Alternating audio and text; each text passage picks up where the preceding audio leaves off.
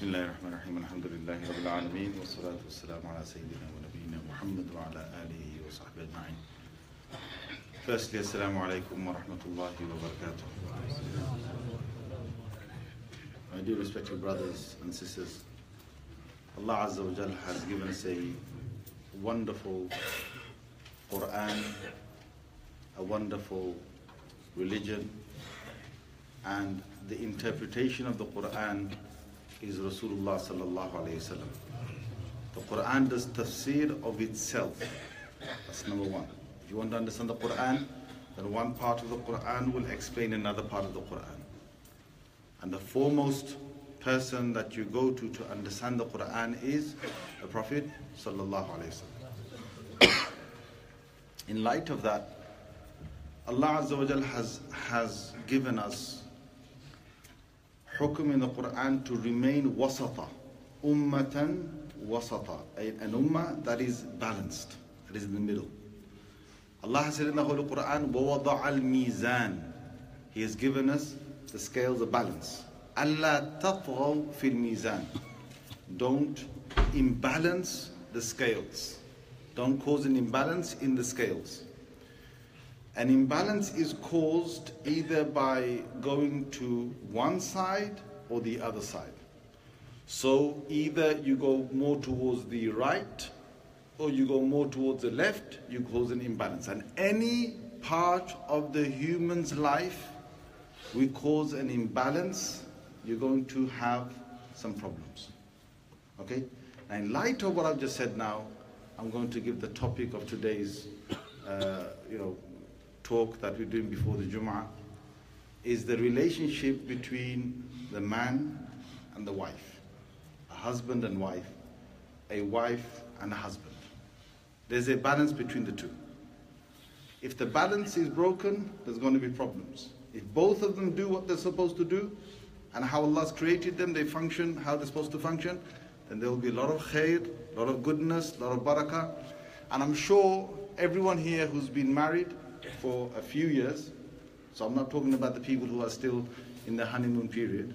Okay, there are brothers, mashallah, sisters who get married, and when they're first about to get married, they think, us two, there's never going to be a problem ever.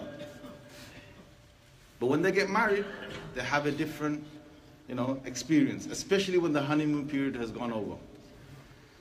There's a balance between the man and a woman, of things that we have to understand between us. Because the man is not a woman, and a woman is not a man. Let's get that first straight. Because Allah said in the Holy Quran, وَلَيْسَ الذَّكَرُ كَالْأُنثَى, the male is not what a female is. And that is in extension with the female is not what a male is. Yes, in certain things Allah Azza wa Jalla has told us that we will get, like for example, Allah has told us we will get reward equally. وَمَنْ يَعْمَلْ مِنَ الصَّالِحَاتِ مِنْ ذَكَرٍ أَوْ أُنْثَى, whether male or female, if you do these good actions, Allah has said your reward is equal. Jannat, whatever Allah has promised us is equal. In terms of certain things, Allah has given an equal way of us being who we are. In terms of the akhirah, we both have got an equal opportunity to gain the best of the akhirah. But in terms of the dunya, Allah has created us differently. This is the first thing we need to understand. لِلرِّجَالِ نَصِيبٌ مِمَّا اكْتَسَبُوا وَلِلنِّسَاءِ نَصِيبٌ مِمَّا اكْتَسَبْنَا. Because of the nature of the man, the way he has functioned all his life, he has reached a certain status. And because the woman has done certain things in her life and she has certain values, she has reached a certain status. Allah has said in the Holy Quran, don't try and get one another's values, because the values are different. Now before I go further into this, let me give you an explanation from another part of the Quran. Allah has created us for us the day, and He has created us created for us the night. The day, Allah has said something which is bright. Allah said the day, and we know that the day is something where we seek our livelihood. The night, Allah has said, لِتَسْكُنُوا فِيهَا. Allah said so that you can get sukoon, you can actually get rest in the night.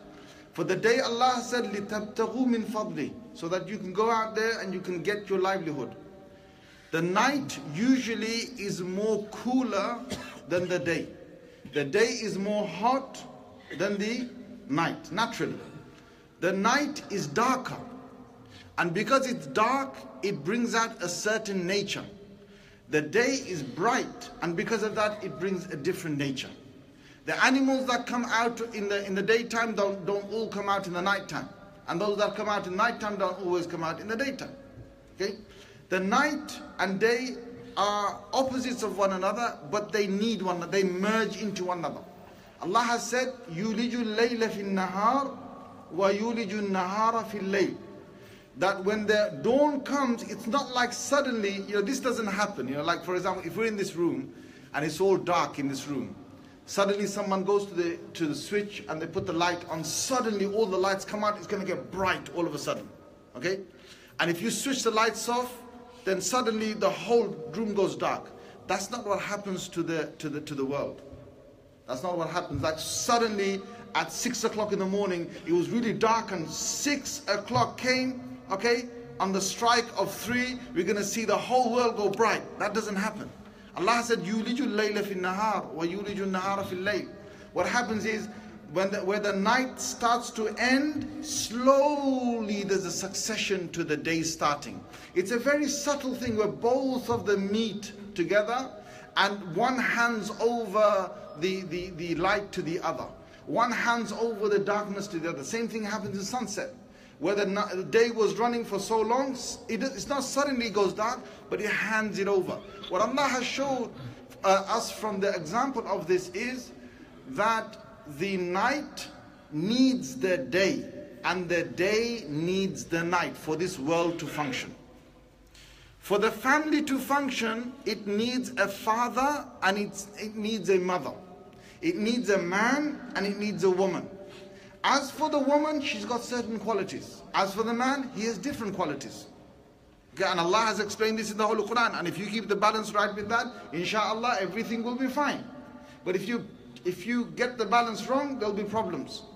One of the things that Allah has said about the man is ar-rijal.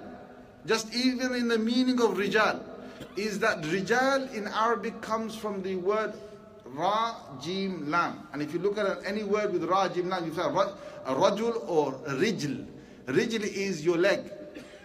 Now why has Arabic given ar-rijal the name that it has is because in comparison to the woman, this is not in comparison to everyone, no. In comparison to the woman, the man usually has more stability in his emotions than the woman. That is a fact.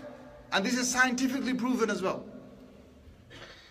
And in terms, the next thing Allah has said, qawwamun. Qawwamun. Now, qawwamun means one that is able to have the sustaining ability. Now, this is a big burden on the man. Because qawwamun ala nisa means, this is in surah number 4, ayah number 34. Qawwamun means that a man has responsibility to provide. And he's going to be the household leader. Allah has said, yes, he is the household leader. And then he has said, بِمَا فَضَّلَ اللَّهُ بَعْضَهُمْ عَلَى بَعْضٍ وَبِمَا أَنفَقُوا مِنْ أَمْوَالِهِمْ. There's a reason why Allah put the man in charge. And Allah explains this. That Allah has given certain qualities over others. So Allah has given men certain qualities that He hasn't given women. And that's why Allah, by the Quran, has put the man in charge of the household. So it doesn't mean that he does whatever he likes, but it means that when there's a choice to be made between the two and who has the last say, well, it's the man that will have the last say. Why? Allah has said because He has given a bounty of certain people over others. And the next thing is, وَبِمَا أَنفَقُوا مِنْ أَمْوَالِهِمْ. I've told the man that is responsible that he must provide from what I've given to him onto the women. So you as a man, you have to carry on giving her the shelter. You have to give her her clothing. You have to give her her food. That is on you. And then you have to also provide her with whatever is within your necessity, within your means. على الموسع قدره وعلى المقتر قدره. The rich man will spend according to his budget, and the poor man will spend according to his budget, but you've got that to spend on her. Okay? That's the thing that Allah has said about man. Now, one of the things I want to say to you brothers and sisters who are listening is, let's all function to what Allah has created us to do. There's a movement going on in the world that, everything is equal. Everything between the man and everything between the woman, everything has to be 50-50 equal, that's it. If you go according to that, then I'm telling you, you're going to get into a lot of difficulties yourself. You're going to get into difficulties. Not everything is equal. Even the system that tells us everything is equal, even that system can't provide us an example to do that. What I want to say to you, my brothers and sisters, is in the household, Allah Azza wa Jal, for a right reason, has said that yes, both of them are shepherds. Now listen to this carefully. This is from Rasulullah sallallahu alaihi wasallam. That in the absence of the man, the woman is the leader of the house. She will look after the flock, which is the children. The children are hers, and she will look after. Al-mar'atu ra'iya fi baytiha. In a Sahih hadith, Rasulullah sallallahu alaihi wasallam told us. But when the man comes in the house, he is the shepherd over all of them. Allah has given him the duty to look after everybody. When you look at the nature of, or look at the word in Arabic, an-nisa, okay, or al-mar'ah, right? Mar'ah comes from mim, ra, hamza. And in that there is something called muru'ah. Muru'ah is your good qualities of how you conduct yourself and your good behavior towards others. The woman has been naturally given, subhanallah, the woman naturally has been given a wonderful heart that is bigger than a man's heart. The man's heart, Allah made specifically, He made it more harder than the woman's heart. The woman's heart is more gentle and more soft than a man's heart. Okay? And I'm not talking about every woman in the world and every man in the world. Some of you might be thinking, nah, my wife is not like that. Okay? Okay? And some of you might be thinking that, I'm sure, she kind of wears the trousers in the house. Now, I'm talking about from the Quranic perspective. This is how it's supposed to be. Okay? She has got wonderful qualities. Wonderful ones. If she brings them out. For example, let me give you an example. Right? I've been through this. I'm sure many of you men have been through this. Your child is sick. He's 2 years old. You got work the next day. Right? Your child is teething, whatever is happening, okay, he's crying, he can't go to sleep, he's crying, okay, he's been crying from 6, 7 in the evening, you try to put him to sleep, he won't go to sleep. 10 o'clock bedtime comes, 11 o'clock comes, then, you're in bed and you're trying to get this child to sleep, so what happens is, your wife is trying to get the child to sleep, and then you both just about go to sleep, and then the child wakes up again because he's teething, okay? As a man, what I do is I grab the child and I put the child in my arms and I try to make him go to sleep, and a little bit... After a few minutes, I'm saying, please, just go to sleep. Just go to sleep. I need to go to work tomorrow morning, yeah? But I've started maybe 11 o'clock. By 1 o'clock, I'm like, Toba. The man, by 1 o'clock, I'm like, this is enough. Yeah? So I wake my missus up. I said, listen, this is yours now. All right? Now, this is the man. I'm being serious, this is the man.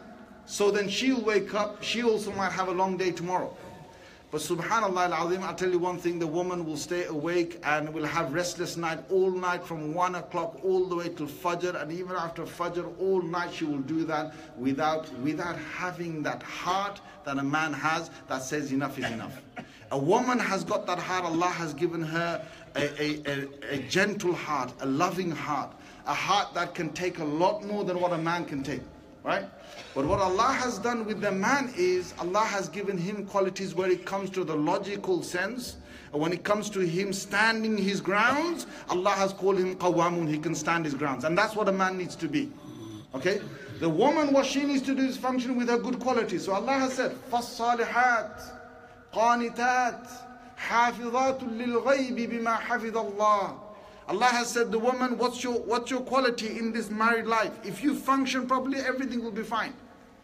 The woman, when it comes to ibadah, my friends, who will win in ibadah, woman or man? Tell me which one? Which one? The woman. When it comes to her heart, because ibadah is with your heart, you got no chance of beating a woman in ibadah. You got no chance. That's why Allah has said in the Holy Quran, وَإِذْ قَالَتِ الْمَلَائِكَةُ يَا مَرْيَمُ اقْنُتِي لِرَبِّكِ وَاسْجُدِي وَارْكَعِي مَعَ الرَّاكِعِينَ. And Allah has said, يَا مَرْيَمُ إِنَّ اللَّهَ اصْطَفَاكِ وَطَهَّرَكِ. Right? إِنَّ اللَّهَ اصْطَفَاكِ وَطَهَّرَكِ عَلَى نِسَاءِ الْعَالَمِينَ. Allah said to Maryam, it was Maryam radiallahu anha, the mother of Isa alayhi salam.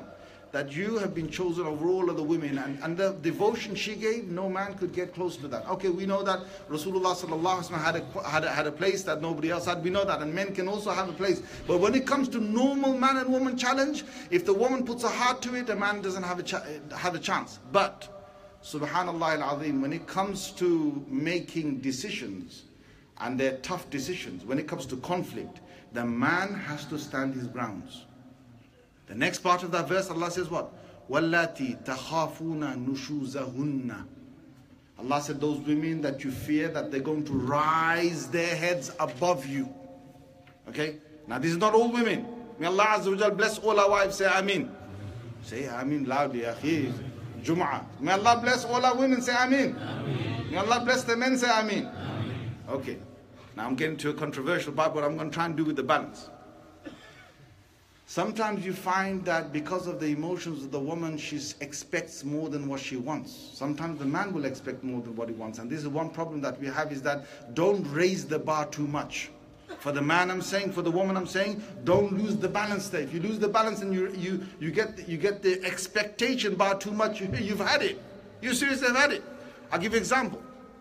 If a woman gets into a habit of cooking, 3 times a day, she gets in the habit of providing the best of meals, baking a cake here, and she gets into these rotis here, and chapati flour here, and something else here, and something really sweet over there, and she does that out of her love, okay? I'm warning you women, yeah? You should do it in moderation. That's good. Make a cake for your husband, yes, but don't do it every day. Don't do it every day, don't go to the extreme every day, because your expectation bar is going to be high. And then one day you're going to have fatigue and you don't want to do it. And your husband will expect what you gave to your husband. The same with the man. If a man starts to give the woman money here, money there, he takes her out to shopping here, buys her this, buys that. That happens, right? Certain men, they get married, they're very happy with their wife, they want to buy her this. Oh, do you want that, darling? Oh, don't worry. Just, your wish is my command. Allahu Akbar. Allahu Akbar, brother. Stop. Okay? Do it in moderation. Do it in moderation. You want to buy something nice for your wife? Buy one day good. Buy after a few days later. Buy another gift another few days later. What the woman needs, she doesn't need to have you buying all this expensive stuff or, different gifts every day. No, it's good to give her gifts. Give it in moderation. But what she needs more is she needs a man to be a man. I tell you what a man is when he's a man. Okay, you're going to say to me, well, what's a man when he becomes a man? You need to go back to Rasulullah sallallahu alaihi wasallam. What happened is his household was a poor household. Understand the situation, okay? He never had the luxury of giving his wives money. Hardly anything. He came home, they were poor, he was poor, they were poor, they lived a very poor life. Then what happens, his wives never got anything in terms of, land or anything from Rasulullah sallallahu alaihi wasallam. Yes, they got the mahar and they got a few things here and there, yes. And he looked after them, he gave them the house, very poor house, but he gave him a house, he gave him from his means, he gave him food. Food was there. If there was no food, that means he never ate as well. So there were times like that, but both of them never had food, but that was the thing, okay, with his wives. Then what happened after years in Medina is suddenly after 6 or 7 years, Allah Azza wa Jal gave Rasulullah sallallahu alaihi wasallam a lot of land. This was after Khaybar. Rasulullah sallallahu alaihi wasallam suddenly, from the booty that he got a lot of land. Now the Prophet sallallahu alaihi wasallam never kept anything for himself. So what did he do automatically? He gave land to, from his portion, he gave it to his wives. He gave this one this much, that one this much, that one this much, that one this much. Alhamdulillah. MashaAllah. What then happened is, there was a feeling inside some of the women that we should get more land. You gave something, they want more. And this is the problem. And some start to say, well, how come that much here, that much? Whoa. You are women in the household of the Prophet sallallahu alaihi wasallam. You need to understand whose house you're in.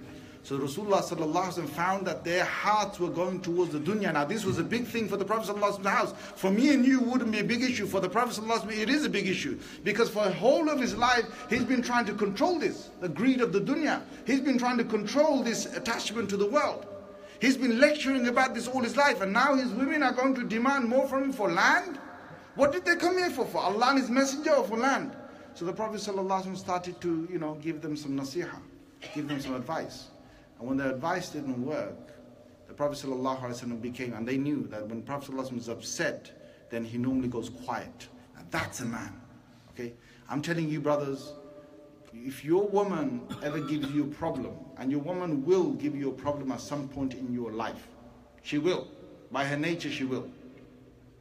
What you need to do is don't raise your hand, brother. Don't raise your hand, ever. You don't need to do that. I tell you how to deal with a woman. You don't need to do that. You give nasiha, you give good advice. And then when she hasn't taken, if she takes the good advice, alhamdulillah. If she doesn't take the good advice, then you be a man. What does that mean? You show that you're going to stay there, you're going to provide her, but you know what? You don't have to have her. And this is what the Prophet ﷺ did.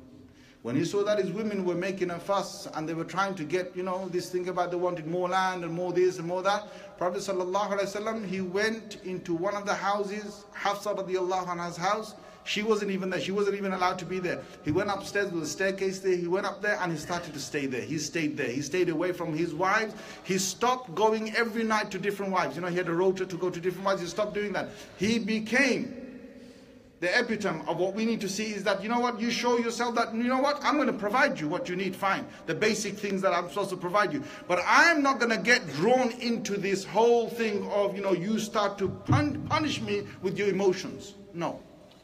So the Prophet ﷺ stayed in that house 1 night, 2 nights, 3 nights, 4 nights, 5 nights, carried on 1 week, 2 weeks, 3 weeks, 4 weeks. On the 29th day, Sayyidina Umar radiallahu anhu heard the rumors in Medina that the Prophet ﷺ has divorced all his wives. This was a false rumor. It was a rumor, but the Sahaba started to talk. Oh my God, the Prophet ﷺ has divorced all his wives. It was a rumor, it was false. But Sayyidina Umar radiallahu anhu went straight up there. He knocked on the door. And the Prophet ﷺ gave him permission to come in.